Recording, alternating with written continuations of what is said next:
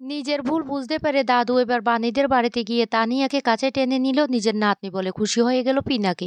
হ্যাঁ বন্ধুরা, এমনটা হতে চলেছে আজকের পর্বে। বিস্তারিত জানতে ভিডিওটিতে লাইক দিয়ে চ্যানেলটিকে সাবস্ক্রাইব করে পুরো ভিডিওটি তোমরা দেখতে থাকো। গল্পের শুরুতে আমরা দেখতে পারবো অ্যানুয়াল স্পোর্টস উপলক্ষে তানিয়াদের স্কুলে প্রোগ্রাম হচ্ছে, আর সেখানে ম্যামরা বলতে লাগলো প্রত্যেক গার্ডিয়ানকে একটা খেলা দেওয়া হবে, যে এই খেলাটা জিততে পারবে তাদেরকেও পুরস্কৃত করা হবে। একে একে সবার মারা সেই খেলা অংশগ্রহণ করে, কিন্তু বাণী তো পড়াশোনা জানে না, বানি ইংলিশ পড়তে পারে না। বানি তখন বলতে লাগলো, "মাম্মাম আমি কি করে খেলাটা খেলবো? এগুলো তো সব ইংরেজিতে। আমি তো ইংরেজি পড়তে পারি না।" তানিয়া তখন বলতে লাগলো, "মা তুমি চিন্তা করো না। আমি সবটা তোমাকে শিখিয়ে দেবো। তুমি শুধু ও সেখানে লিখবে।" তখন বানি বলতে লাগলো, "আমি কি পারবো?" এদিকে মৌলি বলতে লাগলো, "যা, যা বানি যা।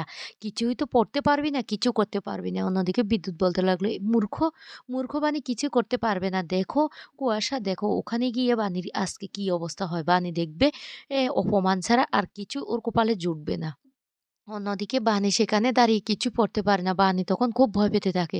আর বলতে লাগলো, "ও মাম্মাম আমি এবার কি করব?" তখন মাম্মাম সবটা শিখিয়ে দিতে থাকে। আর বানি একে একে সমস্ত কিছু ফিল আপ করতে থাকে। তখনই মৌলি দূর থেকে দেখে হিংসা করতে থাকে আর বলতে লাগলো, "দেখেছো? দেখেছো ওই মেয়েটা?" বিদ্যুৎ এদিকে কুয়াশাকে বলতে লাগলো, "দেখো, দেখো এটা আমার বানির মেয়ে। বানির মেয়ে কত ট্যালেন্ট।" তখন কুয়াশা বলতে লাগলো, "বানির মেয়ে? তোমার মেয়ে না?" তখন বিদ্যুৎ বলতে লাগলো, "আমার মেয়ে, কিন্তু বানি ওর এতটা ব্রেন ওয়াশ করে রেখেছে না, পুরোটাই বানির কপি হয়ে গেছে। আমার কিছুই পায়নি।" এদিকে একটা লাস্ট অপশান সেটা কিছুতে ফিল আপ করতে পারে না। তখন মাম্মা বলতে লাগলো, "মা এটা তো আমি পারছি না। কি হবে তুমি একটু বলো না?" তখন বানি বারবার চেষ্টা করে কিন্তু ও কিছুতে কিছু করতে পারে না। আর বানি তখন বলতে লাগলো, "আমি তো ৪ ক্লাস পড়েছিলাম। গ্রহর নাম আমি পড়েছিলাম। আমি একবার মনে করে দেখি পারি কিনা।" আর তখন হঠাৎ করে বানির মনে পড়ে যায়। আর বানি তখন বলতে লাগলো, "মাম্মাম এটা হবে?" তখন তানিয়া বলতে লাগলো, "হ্যাঁ মা এটাই হবে।" তারপর বানি সেটা ফুলফিল করে দিলে ম্যাডাম খুব খুশি হয়ে যায়। আর বলতে লাগলো, "আজকের বিজয়ী হলো বানি চ্যাটার্জি আর তানিয়া চ্যাটার্জি।" আর তখনই সেই মুহূর্তে বিদ্যুৎ বলতে লাগলো, "এবার দেখো না, এবার দেখো আমি কি করি। আমার মেয়েকে চ্যাটার্জি বলে এখানে ঘোষণা করা হচ্ছে। আমি দেখো কি করি।" তখন বিদ্যুৎ স্টেজে চলে আসে। আর বিদ্যুৎকে দেখে ম্যাডাম বলতে লাগলো, "আপনি কে? আপনি কে? আপনি এখানে কেন এসেছেন?" এইদিকে তানিয়া বিদ্যুৎকে দেখে ভয় পেয়ে যায় আর বলতে লাগলো, "মা রাক্ষস, রাক্ষস এসেছে। আমাকে রাক্ষসের হাত থেকে বাঁচাও।" বানি তখন ভয় পেতে থাকে বিদ্যুৎকে দেখে। বিদ্যুৎ তখন বলতে লাগলো, "ম্যাডাম আপনি কি বলেছেন? আমি কি আপনি চিনতে পারছেন না? আমি হলাম তানিয়ার বাবা। আর তানিয়া চ্যাটার্জি কেন বলছেন? তানিয়া ঘোষ। ও আমার মেয়ে, আর আমার মেয়ে তো সবকিছু করেছে। বানি তো এখানে চিটিং করেছে, সেটা আপনারা দেখতে পাননি? বানি তো লেখাপড়া কিছুই জানে না। সবকিছু তো আমার মেয়ে শিখিয়ে দিয়েছে। তাহলে আপনারা ওদেরকে কিভাবে বিজয়ী ঘোষণা করলেন?" এদিকে মৌলি বলতে লাগলো, "এবার বানি বুঝবি, বুঝবি এবার তুই।"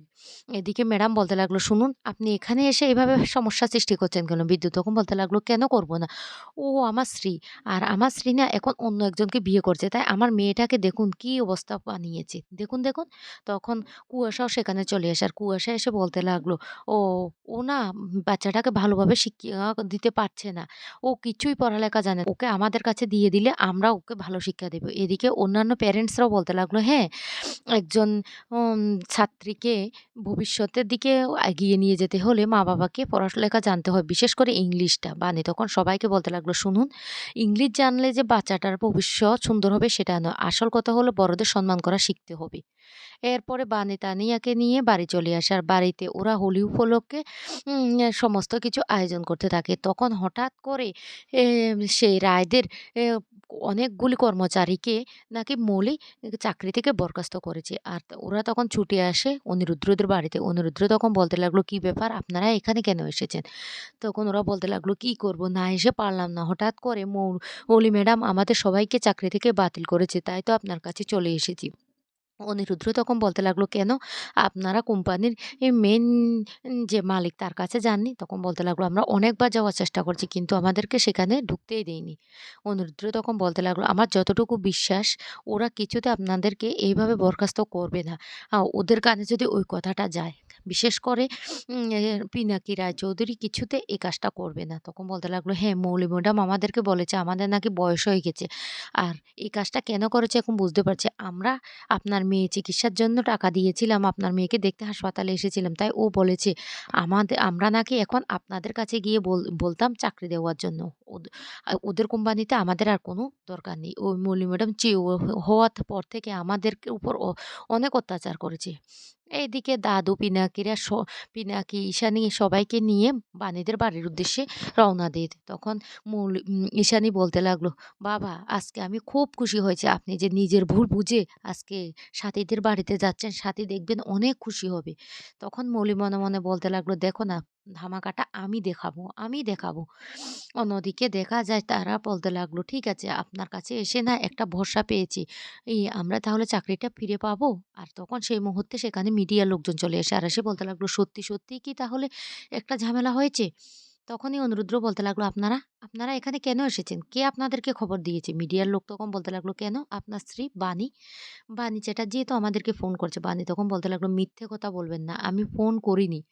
আমি ফোন করিনি। আপনারা এখানে কেন এসেছেন?" আর তখন সেই মুহূর্তে চলে আসে দাদু, পিনাকি এমনকি ঈশানী। ওরা এসেই দাদু তখন ওদেরকে দেখে বলতে লাগলো, "কি ব্যাপার? এখানে মিডিয়ার লোকজন কেন? আর আমাদের কোম্পানির স্টাফরা এখানে কি করছে?" অনিরুদ্র তখন বলতে লাগলো, "দাদু, তুমি হয়তো জানো না ওদেরকে নাকি মৌলি ম্যাডাম চাকরি থেকে বের করে দিয়েছে।" তখন এই কথা বলার সাথে, সাথে দাদু বলতে লাগলো, "আমাদের কোম্পানি থেকে বের করে দিয়েছে, ওরা আমার কাছে না গিয়ে তোমার কাছে কি করছে?" তখন নয়নতারা দেবী চালাকি করে বলতে লাগলো, "দেখো না, দেখো, ওরা তো পথে বসে গেছে না? এখন আমাদের কোম্পানিটাকেও পথে বসানোর জন্য ওরা প্ল্যান করেছে, ওই বানি ডাকাত রানী।" বানি তখন বলতে লাগলো, "বিশ্বাস করুন, আমরা কিছুই জানি না। ওনারা এইমাত্র আমাদের কাছে এসেছেন।" দাদু তখন বলতে লাগলো, "মিডিয়ার লোকজন তাহলে এখানে কেন এসেছে? কেন এসেছে? ওদেরকে কে খবর দিয়েছে?" তখনই ওরা বলতে লাগলো, "আমাদেরকে খবর দিয়েছে বানি চ্যাটার্জি।" বানি তখন বলতে লাগলো, "সেই তখন থেকে আপনারা মিথ্যে কথা বলছেন। আমি যদি আপনাদের কাছে ফোন করে থাকি তাহলে আপনারা ফোনটা করুন না। আপনারা ফোন করলে তো প্রমাণ হয়ে যাবে।" আর তখন মৌলি তাড়াতাড়ি করে সেই সিমটা লুকিয়ে আগুনের মধ্যে ফেলে দেয়। আর ওরা ফোন করলে সুইচ অফ দেখায়। মৌলি তখন বানি তখন বলতে লাগলো, "দেখতে পেয়েছেন? আমি ফোন করিনি। আপনারা আবারও আমাদেরকে ভুল বুঝছেন। আমরা কিছুই জানি না। আমরা এইমাত্র জানলাম।" তখন দাদু জিজ্ঞাসা করে মৌলিকে যে, "সত্যি কি উনাদেরকে চাকরি থেকে বরখাস্ত করেছে মৌলি?" মৌলি তখন বলতে লাগলো, "হ্যাঁ, দাদু, আমার ভুল হয়ে গেছে। আমি বিশ্বাস করো ওদেরকে বরখাস্ত করেছি।" তখন দাদু প্রচণ্ড রেগে যায়। রেগে গিয়ে সিদ্ধান্ত নেয় যে সিইওর পদ থেকে মৌলিকে এবার বরখাস্ত করলো দাদু। তখন নয়নতারা দেবী বলতে লাগলো, "তুমি এটা কি করলে? আমার নাতনিটাকে বের করে দিলে?" তখন দাদু বলতে লাগলো, "হ্যাঁ, এবার সিইও পদে থাকবে তাপস। তাপস রায় থাকবে আর মৌলি থাকবে না। মৌলির তার খামখেয়ালিপনার জন্য এতগুলো লোকের চাকরি কেড়ে নিয়েছে। ও কিছুতেই থাকতে পারে না।" তারপর দাদু বলতে লাগলো, "ঠিক আছে, ঠিক আছে। আমি এবার যে কাজে এসেছি সেই কাজটা করে নিই।" এই বলে তানিয়ার কাছে গিয়ে বলতে লাগলো, "ও তানিয়া, আমি না অনেক অন্যায় করেছি, অনেক অন্যায় করেছি তোর সাথে। তুই আমাকে পারলে ক্ষমা করে দিস।" তানিয়া তখন বলতে লাগলো, "কেন? কি অন্যায় করেছো?" তখন বলতে লাগলো, "আমি অন্ধ হয়ে গেছিলাম। আমি তোর চিকিৎসার জন্য একটা টাকাও দিতে পারলাম না। বিশ্বাস কর, আমার অনেক বড় ভুল হয়ে গেছে। এই ভুল না আমার আর কোনোদিন হবে না।" এই বলে তানিয়াকে কাছে টেনে নিয়ে যখন জড়িয়ে ধরে তখন খুব খুশি হয়ে যায় পিনাকি। পিনাকি তখন বলতে লাগলো, "এই তো, এই তো বাবা নিজের ভুলটা বুঝতে পারে।" এদিকে বানিও খুব খুশি হয়ে যায়। অন্যদিকে নয়নতারা আর মৌলি সেটা কিছুতেই মেনে নিতে পারে না। মৌলি তখন বলতে লাগলো, "দেখো না, দেখো, এই যে কাছে টেনে নিয়েছ সেটার ফল তোমাকে ভোগ করতে হবে। এবার হবে রক্তের হোলি খেলা। এই হোলিতে আমি বানিকে শেষ করে ফেলবো।" অন্যদিকে মৌলিকে তখন ক্ষমা চাওয়ার জন্য ঈশানী বলে আর বলতে লাগলো, "তুমি এক্ষুনি দাদুর কাছে ক্ষমা চাইবে। এত বড় কাণ্ডটা ঘটানোর আগে একবারও তুমি দাদুকে জিজ্ঞাসা করার প্রয়োজনটুকু মনে করলে না? তুমি এমন মেয়ে হলে কি করে?"